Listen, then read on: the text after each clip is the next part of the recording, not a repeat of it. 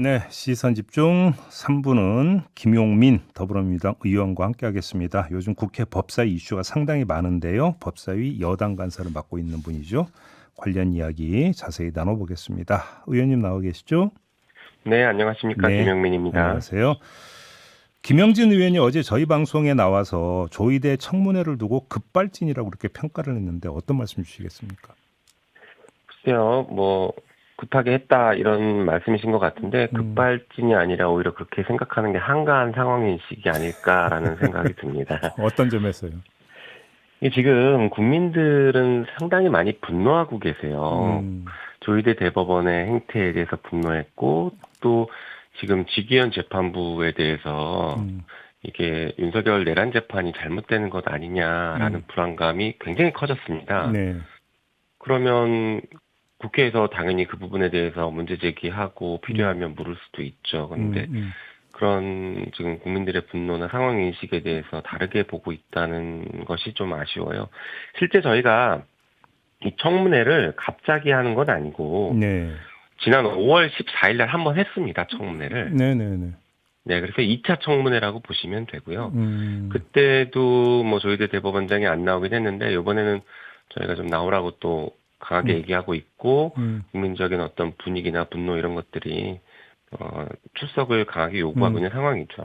그 김영진 의원이 이야기했던 것 중에 하나만 더 입장을 좀 네. 여쭙고 싶은 게 이게 이제 그 청문회를 추진하는 것에 지도부와 협의 없이 추진한 것은 적절치 않다 또 이렇게 평했는데 이건 어떻게 받아들이세요?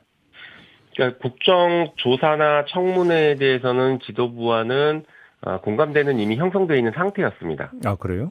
한참 전부터 필요하지 않겠냐라는 이런 공감대들은 형성되어 있는데 네. 9월 30일 날 법사위가 청문회를 하겠다라고 하는 것은 현장에서 법사위 현장에서 결정된 일이라서 충분하게 사전에 상의드리지 못한 부분은 있긴 있습니다. 다만 말씀드린 것처럼 2차 청문회이고 이미 사전에 충분히 공감대가 형성되어 있는 상태였고 법사위의 자율성 등이 있기 때문에 그런 관점에서 좀 봐주시면 좋을 것 그러면 같아요. 지금 이런 지적들이 사실은 예. 당내에서 이런 의견들이 당연히 나올 수는 있긴 하겠지만 한편으로는 과거에 이제 친일 청산했을 때도 이런 논란들이 있었을까 싶으면서 예, 이게 사실은 사법 쿠데타를 정리하고 내란을 청산해가는 과정인데 이렇게 이견들이 상황 인식에 대한 그 간극이 굉장히 크다는 것에 대해서는 네네. 조금 어렵다는 생각이 되네요. 어렵다. 근데 조금 전에 의원님이 공감대라는 표현을 쓰셨는데 그 공감대는 이심전심으로 형성이 된 겁니까? 아니면 좀 논의가 있었다라는 이야기인가요? 어떻게 봐야 되는 걸까요? 이미 국정조사에 대해서는 국정조사 요구서는 지난 5월 달에 제출을 해놓은 상태였죠. 네. 예, 그래서 그런 얘기들이 오고 간 적은 있고요. 논의는 했었고, 다만 시기나 방법이나 절차 이런 것들에 대해서는 구체적으로 합의를 한 상태는 아니었습니다. 그래서 필요성은 있다라는 것들에 대한 공감대는 형성돼 있긴 있었죠. 알겠습니다. 아무튼 이제 30일 날 이제 청문회가 예정이 되어 있는데 다수의 관측은 조희대 대법원장이 아마 안 나올 거다. 이런 게 다수의 관측인데 그때는 어떻게 하실 계획이세요? 저는 당연히 나와야 된다고 보는데 만약에 안 나온다라고 하면 네. 저희가 다시 증인을 신청하는 방법들이 있고요. 어허. 한편으로는 불출석에 대한 고발 조치도 할 수 있습니다. 그리고 또 하나 고려하고 있는 것은 그러면 대법원에 현장 검증 가는 것까지도 고민하고 있습니다. 현장 대법원을 찾아간다? 네, 저희가 국회가 현장 검증을 갈 수 있거든요. 국회법에. 그리고 국회가 법원의 사무에 대한 감독권이 있습니다. 특히 법사위가 그걸 가지고 있죠. 그래서 이번에 전원합의체에 배당하고 매우 빠르게 이례적으로 재판이 진행됐던 이 과정들, 이 사무에 대해서는 저희가 감독을 할 수 있기 때문에 현장 나가서 우리 지난번에 서울구치소 현장 검증 갔지 않습니까? 그거랑 똑같은 방식으로 현장 검증 나가는 방식도 있습니다. 그래서 그것까지 고려하고 있습니다. 그것까지 고려하고 있다. 네. 그리고 하나 더 말씀드리면 이게 지금 삼권 분립을 침해하거나 몰각한다라는 주장을 하시는 국민의힘 의원들이 막 계시는데요. 그거 되게 틀린 얘기입니다. 완전히 틀린 얘기입니다. 왜냐하면 삼권 분립은 분리시켜 놓는 것 자체가 핵심이 아니라 분리해서 서로 견제하라가 핵심이거든요.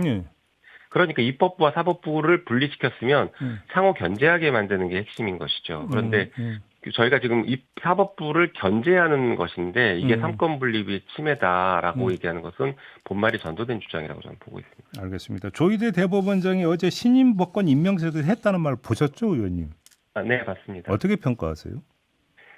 네, 뭐 법관의 독립 얘기하고 있는데요. 저도 법관의 독립, 사법부의 독립은 사법부를 지키는 굉장히 중요한 요소라서 네. 헌법적 가치라서 저도 전적으로 공감은 합니다. 다만 사법부의 독립을 우리가 인정하는 이유는 사법부를 독립시켜서 국민의 기본권을 보호하라는 겁니다. 어디에 눈치도 보지 말고 판결해서 그 판결이 국민의 기본권을 보호해 주라는 것이거든요. 네네네. 그러니까 국민의 기본권 혹은 국민주권이 사법부 독립보다 위에 있는 것이죠. 네네. 그런데 사법부가 자기 마음대로 판결해서 국민의 기본권을 침해하고 대선에 개입하고 국민의 선거권을 박탈하려고 했던 것. 이것은 국민의 기본권을 침해한 것이라서 사법부 독립 영역이 아닌 것입니다. 사법부 독립으로 보호해줄 영역이 아닌 것이죠. 그러면 사법부의 독립이라는 이름으로 판사들이 범죄를 저지르는 것도 봐줘야 되느냐? 아니라고 다들 얘기하지 않습니까? 네네. 같은 맥락이라서 저희가 조희대 청문회를 하고 당시 대선 개입에 대해서 문제 제기하는 것은 사법부 독립 영역은 아니다라고 좀 보고 있습니다. 지금 뭐 그 법관의 범죄 말씀하셨으니까 이 질문까지 같이 드리는 게 좋을 것 같은데 의원님께서 직접 공수처법 개정안 발의하셨잖아요.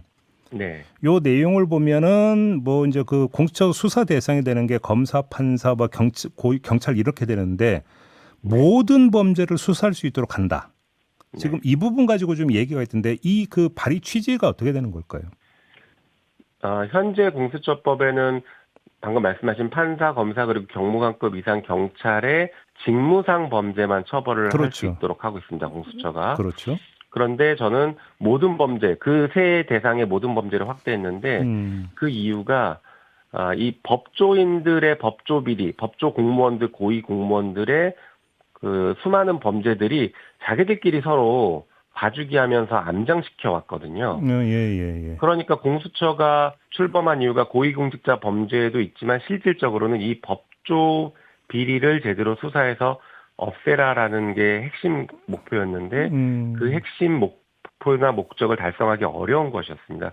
예를 들면 최근에도 많이 불거졌는데 검사가 교통사고를 냈거나 뭐 음주운전을 했거나 이런 것들에 대해서 검찰에서 스스로 다 봐주기를 하고 있습니다. 네. 예, 그러다 보니까 아니면은 뭐 판사의 청탁금지법 위반이라든가 검사의 청탁금지법 위반 이런 것들은 공수처가 수사를 못 하거든요. 그러니 공수처가 제대로責任을 발휘하려면 이 법조 비리에 대해서는 모든 범죄를 수사해야 자기들끼리 봐주기를 막을 수 있다라고 생각해서 발의했습니다. 근데 지금 대법원은 좀 그 부정적인 입장도 내놓고 했는데 여기에는 이런 게 좀 깔려 있는 게 아닌가라는 해석이 성립될 수 있는데 모든 범죄로 이렇게 규정을 해버리면 예를 들어서 털어서 먼지 안 나오는 사람 없다고 그러니까 과거에 뭐 별건 수사와 같은 이런 식의 수사를 해가지고 법관을 옥죄할 수도 있는 거 아니냐 혹시 이런 우려를 좀 깔고 있을 수도 있는 것 같은데 이런 우려는 어떻게 보십니까? 뭐 사실은 기존에 검찰이 이미 다 모든 범죄를 수사하고 있었지 않습니까? 네네. 그런데 이제 그들끼리 또 서로 뭐 재판에서 매일 만나고 하다 보니 그리고 바로 옆에 청도 같이 붙어 있고 하다 보니 서로 봐주기를 해왔던 것이 사실은 암암리에 있었습니다. 네. 그런 것들을 끊어내기 위해서 공수처라는 것을 만들었고 공수처 기능이 제 기능을 발휘하려면 필요하다고 보고 있습니다. 한편 공수처가 아니더라도 경찰이 이 판사나 검사의 모든 범죄를 또 다 수사할 수 있거든요. 네. 그러나 영장 청구를 검찰에게만 주고 있고 검찰이 독점하다 보니 실제 수사가 잘 이루어지지 않고 있습니다. 네. 그래서 이런 문제들을 해결하기 위해서 공수처법을 개정하려고 준비하고 있는 것입니다. 그러니까 모든 범죄 어차피 경찰이든 검찰이든 어차피 모든 범죄는 수사하게 돼 있다 이런 말씀이신 거잖아요. 알겠습니다. 맞습니다. 얘기 나온 김에 그 이 지귀현 부장판사 있잖아요. 룸살롱 접대 의혹. 네. 이 그 대법원이 감사를 마무리하고 감사위원회에 심의를 지금 그 맡길 계획이라는 이런 보도가 나왔는데 이 움직임은 어떻게 평가를 하십니까, 의원님은? 네, 아무래도 이제 국민적인 불신이 상당히 높아지다 보니 법원에서도 뭔가 조치를 취하려고 하는 것은 아닐까 싶은데요. 네. 근데 법원의 기존 입장은 공수처의 수사를 기다려보겠다는 것이었습니다. 그랬다면서요. 예. 네, 근데 이제 공수처도 빠르게 수사를 하지 않고 있고 국민들은 불신이 계속 커지니 법원에서는 나름대로 이제 해결책으로 제시를 한 것 같은데 예. 여전히 국민의 불신을 해소하기는 쉽지는 않아 보입니다. 왜냐하면 조희대 대법원 자체를 조희대 대법원장이 이끈 대법원 자체에 대한 국민적 신뢰가 상당히 낮아져 있기 때문에 네. 다른 조치를 뒤늦게 취한다라고 해서 그 부분에 대해서 크게 신뢰를 얻기는 쉽지는 않은 상황이라고 저는 보고 있습니다.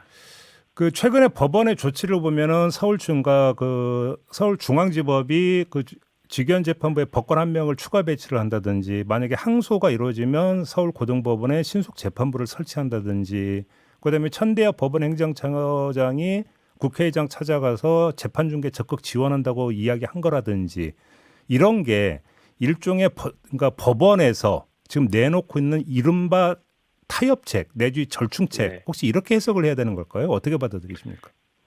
이제 급한 불은 끄자라고 생각하고 내놓은 것들이라고 보고 있는데요. 네. 실효성이 있거나 아니면 뭐 어떤 파격적인 조치는 아닙니다.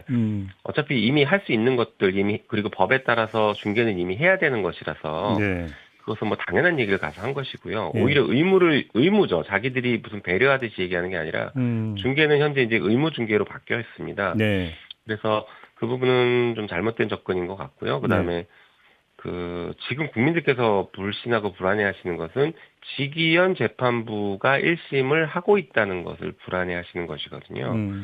사실 그렇다라고 하면 재판부 변경 교체 이런 것들이 가장 확실한 방법인데 아마 이제 사법농단 사태를 겪으면서 재판부를 함부로 변경하는 것에 대해서는 법원도 부담을 느끼고 있는 것 같습니다. 네. 네.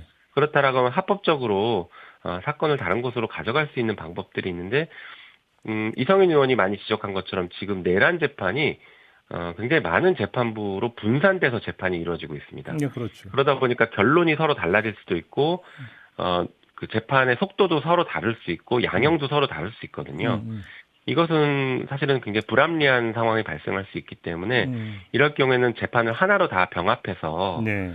한 재판부가 전담해서 하고 그 재판부는 다른 사건들은 재판하지 않도록 배려해 주는 것 이런 것들이 필요합니다. 그래서 현재 형사소송법에 있는 병합 절차나 사건의 이첩 절차 이런 것들을 활용해서 한 재판부로 몰아서 재판을 하게 하는 그런 특단의 조치가 필요한 것이죠.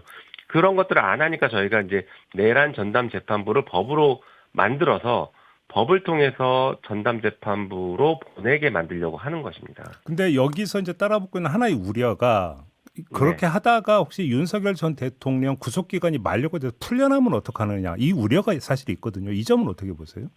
제가 볼 때는 그런 걱정은 별로 안 하셔도 됩니다. 이제 재판이 조금 지연될 가능성은 있죠. 지금 진행되는 것보다 조금 지연될 가능성은 있는데 네. 경우에 따라서는 또 그렇지도 않을 수 있습니다. 직위원 재판부가 지금 재판을 느리게 하고 있는 것이기 때문에. 네. 그런데 재판이 속도가 조금 늦어지는 것보다 신속성보다는 정의로운 재판, 공정한 재판이 훨씬 더 지금 중요한 가치가 됐어요. 네. 그리고 구속기간 부분은 별도로 아마 특검에서 추가 기소를 할 것 같습니다. 예를 들면 외환 관련해서 외환 관련해서 아직 기소하지 않았기 때문에 네. 별도로 추가 기소하면서 구속영장 발부받을 수 있기 때문에 문제가 되지 않습니다. 자, 이제 정부조직법 개정안이 본회의 상정이 됐습니다. 이러면 이제 검찰청은 없어지게 되는 건데 노만석 검찰총장 대행이 헌법에 규정된 검찰을 지우는 건 개혁의 오점이 될 수 있다고 말을 했습니다. 이거 어떻게 대응해야 된다고 생각하십니까? 이런 입장 천명에 대해서는? 저는 그 노만석 대검 차장이 검찰의 오점이라고 생각합니다. 이게 왜 그렇게 말씀드리냐면요. 예. 일단 거짓 선동을 하기 때문이에요. 검찰은 헌법상 기관이 아닙니다. 네. 헌법 어디에도 검찰은 나와 있지 않아요. 그래서 검찰이 헌법상 기관이라는 말 자체가 틀렸고 검사는 헌법에 등장하긴 하지만 그것은 검사라는 직무를 수행하는 사람을 의미하는 것이지 검사라는 어떤 그 관청을 말하는 게 아닙니다. 네네. 그러다 보니까 헌법재판소도 검사를 누구로 할 것인지 검사에게 어떤 권한을 부여할지 수사권 줄지 말지 모두 다 입법사항이다라고 여러 번 밝혔습니다. 그러니 검찰을 없애는 게 헌법을 침해하는 거다라고 하는 그 주장은 네. 법조인이라면 당연히 상식적으로 알아야 될 것을 거짓 선동하는 것이고요. 예. 또 한편으로는 이게 정치 선동입니다. 그러니까 행정공무원이 이런 정치적인 언사를 하는 것을 저는 용납할 수 없다고 생각합니다. 그래서 그 존재 자체, 그렇게 말을 하고 있고 그런 인식을 하고 있는 그분 자체가 검찰의 오점이고, 지금 국민주권 정부에서도 바람직하지 않은 공직자의 모습을 보여주고 있다고. 인사 조치를 해야 된다고 보세요? 저는 그렇게 보고 있습니다. 지금 검사들이요, 수시로 정치적인 언행들을 공개적으로 하고 있거든요. 물론 그들이 내부 게시판에 쓴다고는 하지만 그 게시판이 항상 언론에 공개돼서 보도가 되지 않습니까? 그러니까 뻔히 알면서 공개될 걸 뻔히 알면서 쓰는데 그 안에서 쓰는 언어들은 상당히 정치적인 언어들입니다. 네, 알겠습니다. 그러니까 검사들이 지금 검찰이 해체되는 이유가 정치 검찰이 됐고 정치 집단이 됐기 때문에 해체되는데 여전히 그런 정치적인 언어들을 함부로 쓰고 있다는 것은 자기들의 잘못이 무엇이고 이렇게 정치권과 국민들이 검찰 해체를 얘기하는 이유가 무엇인지를 아직도 모르고 있다는 것이죠. 알겠습니다. 자, 오늘 말씀 여기까지 듣겠습니다. 고맙습니다, 의원님. 네, 고맙습니다. 네, 김용민 더불어민주당 의원이었습니다.